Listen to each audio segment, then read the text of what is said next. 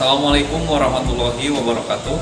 Alhamdulillahirrahmanirrahim. Wassalatu wassalamu ala asyrofil anbiya'i wal mursalin wa ala alihi washabihi ajmain.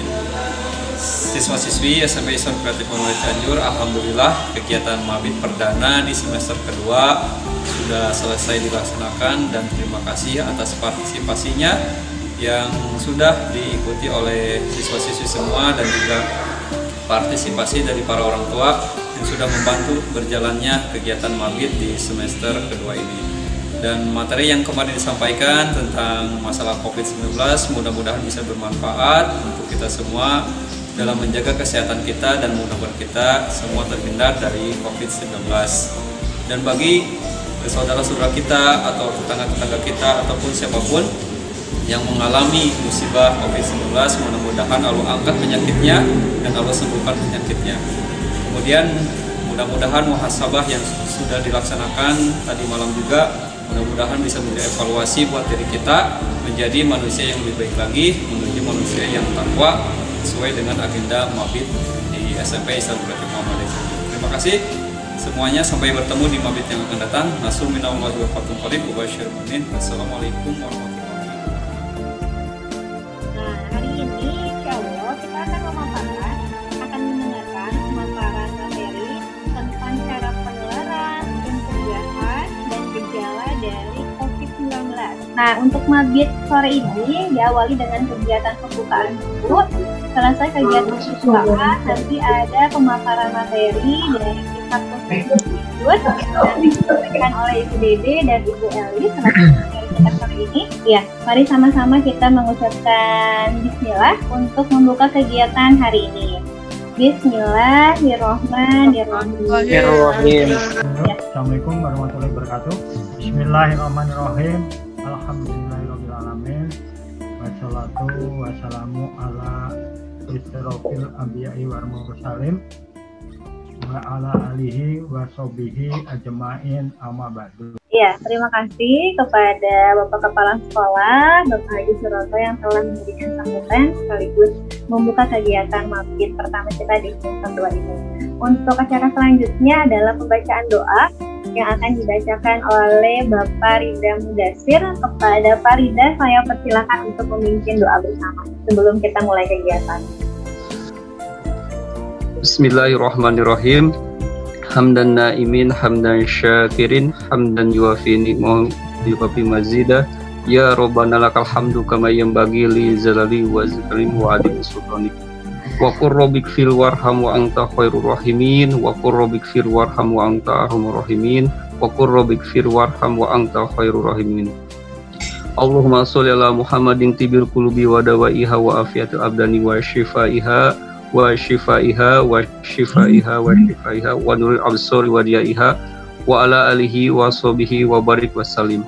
Rabbana zolamna anfusana wa illam taghfir lana wa tarhamna lanakunanna minal khasirin. Rabbana la tuzigh qulubana ba'da idh hadaitana wa hab lana min ladunka rahmatan innaka antal wahhab. Rabbana atina fid dunya hasanah wa fil akhirati hasanah wa qina azabannar. Wa sallallahu ala Muhammad wa ala alihi wa sahbihi ajmain. Wassalamualaikum warahmatullahi wabarakatuh. Selanjutnya kita masuk ke dalam sesi materi. Oke, terima kasih. Baik, adik-adik semua, kita share ya apa yang sudah Puskesmas Cianjur Kota laksanakan dalam penanganan COVID-19. Adapun mungkin adik-adik belum mengetahui banyak itu tentang corona, bagaimana pencegahannya, bagaimana cara penularannya. Kita lihat dulu ya. Kita kenalan dulu dengan apa itu COVID-19 ya. COVID-19 ini pertama kali ditemukan di negara Cina, tepatnya di kota Wuhan ya. Jadi coronavirus disease ini adalah penyakit yang disebabkan oleh jenis virus corona yang paling baru. Virus corona ini adalah keluarga besar virus yang menyerang manusia maupun hewan, tetapi dari manusia itu tidak bisa menularkan ke hewan, tetapi kalau dari hewan bisa menularkan ke manusia, ya itu bedanya. Lalu sampai saat ini ada beberapa jenis virus corona yang diidentifikasi pada manusia, diantaranya yang dikenal dengan SARS atau Self Acute Respiratory Syndrome. Ada juga dikenal dengan MERS, Middle East Respiratory Syndrome. Dan yang terakhir adalah COVID-19. Kenapa dinamakan COVID-19? Karena ditemukannya di tahun 2019. Penularan virus COVID-19 ini terjadi bisa dengan melalui kontak langsung dengan orang yang terinfeksi dan kontak tidak langsung dengan permukaan atau benda yang terkontaminasi droplet orang yang terinfeksi. Proses penularannya kita lihat ilustrasinya. Di sini ada penderita yang batuk mengeluarkan virus. Nah, itu yang bulat-bulat itu kita diskusikan bahwa itu adalah virus corona. Lalu si penderita yang positif itu batuk, dia mengeluarkan batuk, mengeluarkan droplet. Dengan droplet itu adanya percikan seseorang ketuk atau berbicara itu mengeluarkan droplet.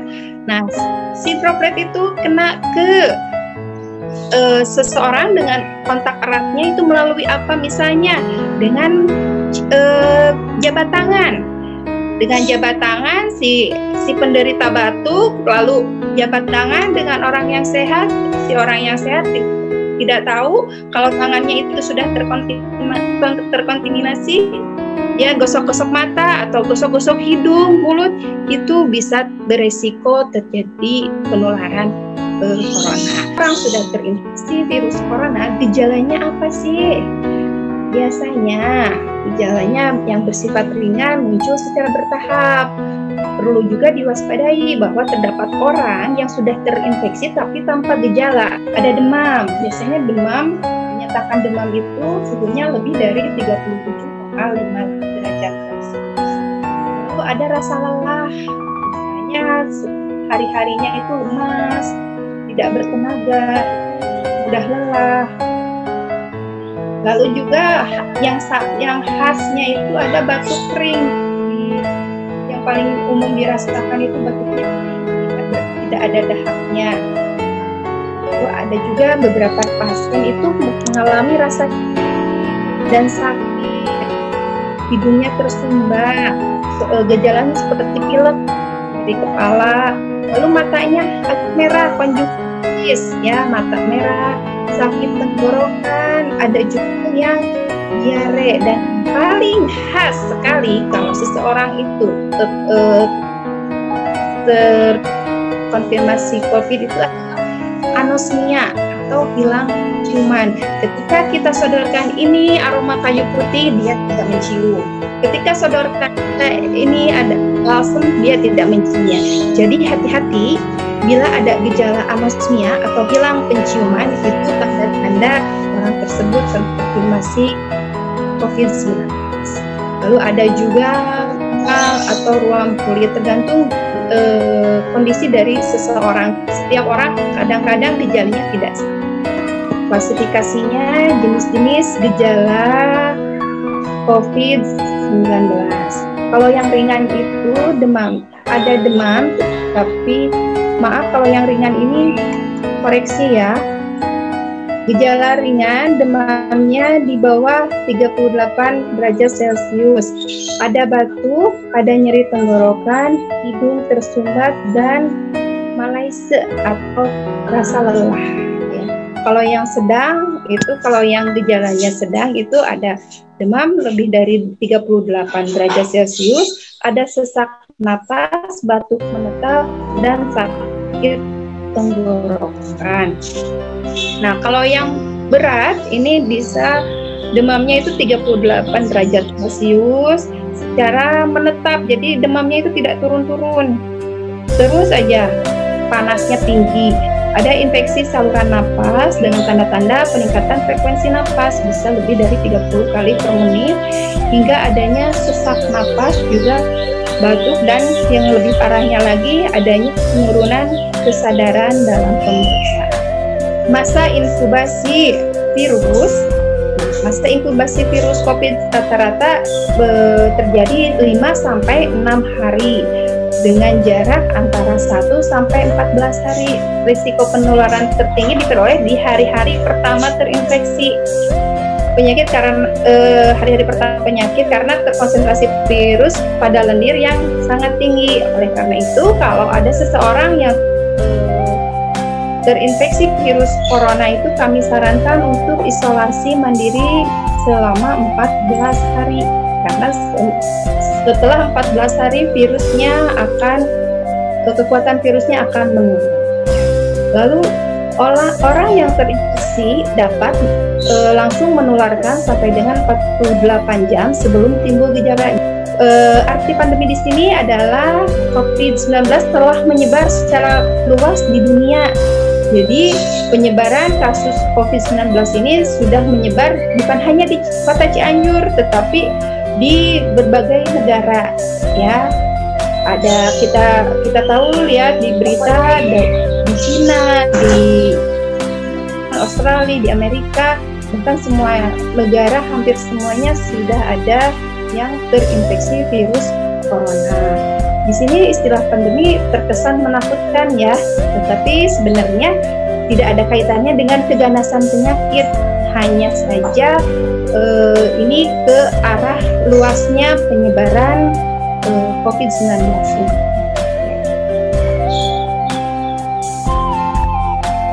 Nah, disebut pandemi, kita lihat ini data kasus di Indonesia.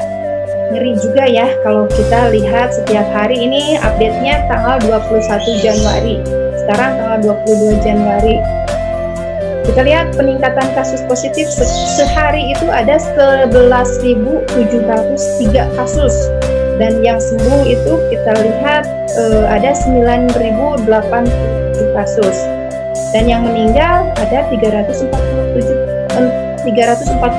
kasus. Ini di Indonesia. Ya, kalau misalnya kita lihat penambahannya itu lebih banyak yang bertambah positif dibanding yang sembuh. Kalau kita lihat nih, pencegahan yang paling mudah kita lakukan yang pertama adalah memakai masker. Maaf, saya sekarang tidak memakai masker karena posisinya ada di rumah. Kalau saya beraktivitas, saya selalu menggunakan masker. Lalu yang kedua, mencuci tangan pakai sabun. Dan yang ketiga itu menjaga jarak. Jadi kita lihat masker apa yang bisa kita pakai. Yang pertama kita lihat yang N95 itu di checklist, berarti itu layak pakai. N95 ini biasanya dipakai orang-orang medis ya, biasanya di puskesmas, di rumah sakit ini N95 ini digunakan. Lalu masker yang selanjutnya kain 3 lapis. Nah, ini masker kain 3 lapis ini diperbolehkan ya. Ini bisa melindungi kita juga dari virus corona. Nah, yang ketiga ada yang dicakra. Itu apa? Masker scuba. Nah, masker scuba ini sudah tidak dianjurkan. Pemerintah melarang untuk penggunaan masker scuba dan menganjurkan untuk menggunakan masker kain atau masker medis. Nah, untuk yang sakit dianjurkan menggunakan masker medis. Nah, kita lihat yang satu lagi adalah masker medis. Masker medis ini layak untuk dipakai karena bisa melindungi kita dan orang lain dari virus. Efektivitas masker dalam menyaring virus. Kita lihat dari aspeknya ya. Aspeknya untuk masker kain. Nah, perlindungan pemakaian terhadap droplet. Droplet itu percikan ya, percikan dari orang yang menderita atau yang terkena virus corona. Perlindungan pemakaian terhadap droplet besar, ya, untuk masker kain ya. Lalu untuk masker medis 2 lapis, ya. Sekarang untuk masker medis 3 lapis, ya. Untuk masker N95, ya. Jadi untuk perlindungan pemakaian masker terhadap droplet itu sangat besar ya, baik masker kain, masker medis 2 lapis, masker medis 3 lapis maupun masker N95. Lalu kita lihat pencegahan dari keluarnya droplet besar dari batuk atau bersin. dari pemakai. Untuk masker kain, ya, jadi bisa melindungi ya. Untuk masker medis, ya tentu saja ya. Kalau untuk masker medis, semuanya ya, mau 2 lapis, mau 3 lapis, mau N95, semuanya bisa mencegah droplet ya. Lalu pencegahan dari keluarnya droplet kecil dari batuk bersin pemakai. Untuk masker kain tidak, untuk masker medis 2 lapis tidak, untuk masker medis 3 lapis tidak, untuk masker N95 ya. Nah, efektivitas filtrasinya, kita lihat untuk masker kain itu 3 mikron ya, atau 10-60% efektivitasnya. Kalau untuk masker medis itu 2 ply, efektivitasnya 95%, masker medis 3 ply itu efektivitasnya 90, kurang dari 95%.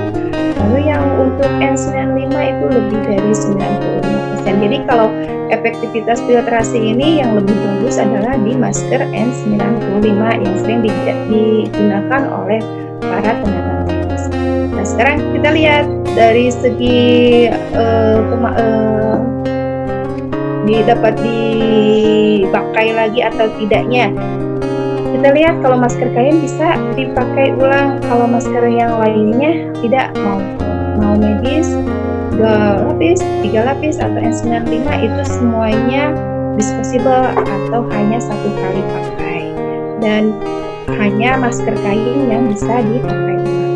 Dan untuk pemakaian masker ini efektivitasnya hanya 4 jam. Jadi setelah 4 jam itu adik-adik harus mengganti dengan masker yang baru.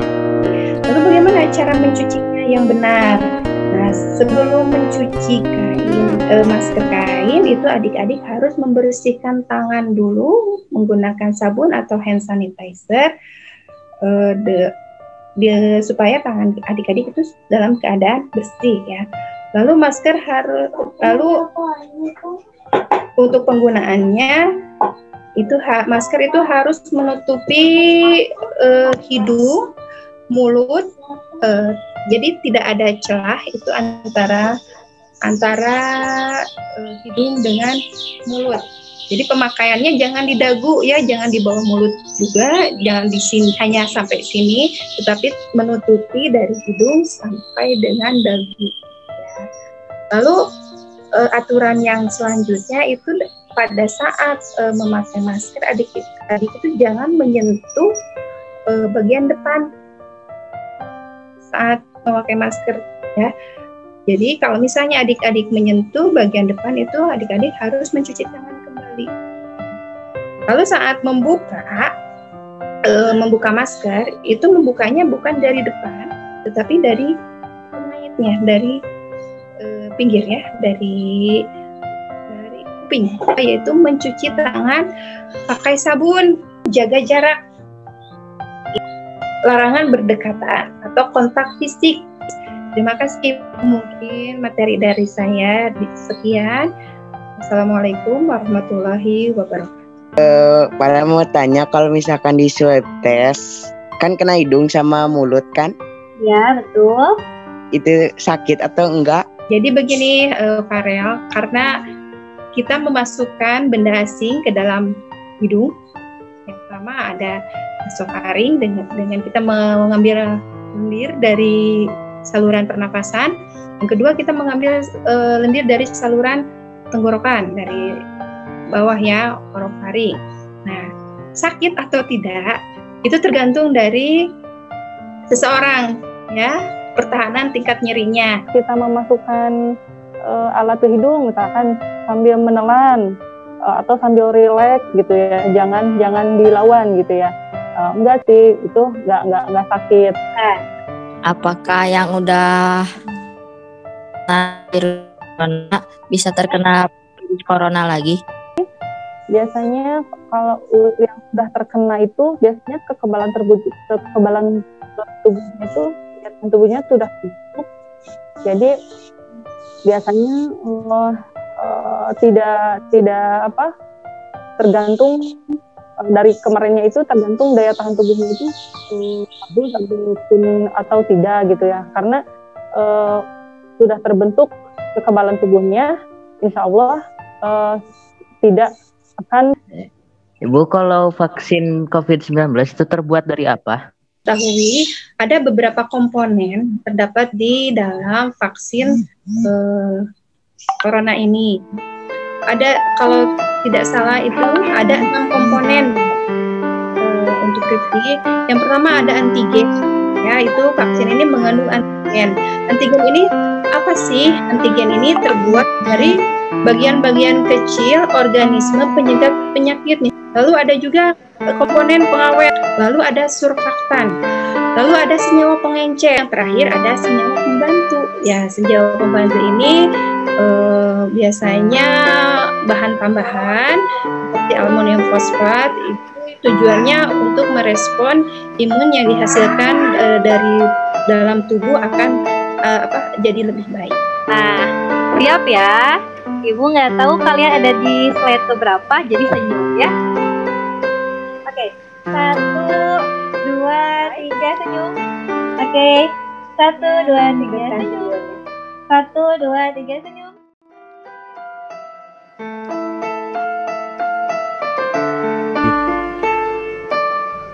Alhamdulillahirrahmanirrahim.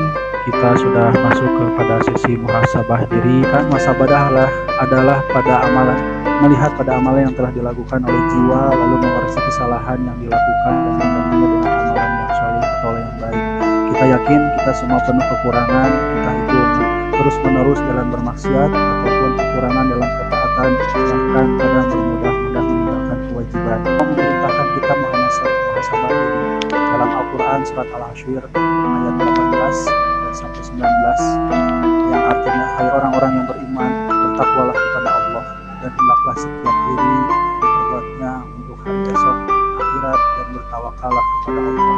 Sesungguhnya Allah Maha mengetahui apa yang kamu kerjakan, dan janganlah kamu seperti orang-orang yang lupa kepada Allah. Allah menjadikan mereka lupa mereka sendiri. Mereka itulah orang-orang yang fasik. Manfaat muhasabah diri. Ya, Bapak bagi beberapa bagian, yaitu meringankan hisab pada hari kiamat. Umar bin Khattab pernah mengatakan, hisablah diri kalian sebelum kalian dihisab. Itu memudahkan hisab kalian kelak. Timbanglah amal kalian sebelum ditimbang kelak. Ingatlah keadaan yang genting pada hari kiamat. Lalu bisa dalam petunjuk, mengobati hati yang sakit. Kemudian selalu menganggap diri penuh kekurangan dan tidak tertipu dengan amalan yang telah kita lakukan. Kemudian membuat tidak takabur. Dan seseorang akan memanfaatkan waktu dengan yang baik. Nah, bagaimana cara muhasabah, mengoreksi dalam hal wajib? Apakah mempunyai kekurangan atau tidak? Karena melaksanakan kewajiban itu hal yang pokok dalam agama ini. Kemudian mengoreksi diri dalam hal yang haram. Kemudian mengoreksi diri atas kelalaian yang telah dilakukan. Kemudian mengoreksi diri dengan apa yang dilakukan dengan anggota badan. Mengoreksi dalam niat. Mohon izin kiranya dengan kesempatan ini, kesempatan yang baik ini, saya ingin mencoba terutama kepada diri saya sendiri. Bapak ibu guru ini atau ibu ini ya, ada yang serba kekurangan, kelebihannya hanya bisa menghafal Al-Quran. Dibandingkan kita yang tadi disampaikan mungkin terlalu banyak nikmat Allah berikan pada akhirnya kita lupa dengan diri kita sendiri. Ya, ini menjadi renungan kita semuanya. Mudah-mudahan kita menjadi umatnya Nabi Muhammad SAW dengan selalu berpedoman kepada Al-Quran dan hadis-hadis. Masa pandemi ini dengan segala keterbatasan ini, mudahkanlah ya Allah untuk para siswa SMP Islam Kreatif, terutama orang tuanya untuk mencari nafkah. Berikanlah keberkahan untuk mereka ya Allah. 1, 2, 3. 1, 2, 3. 1, 2, 3.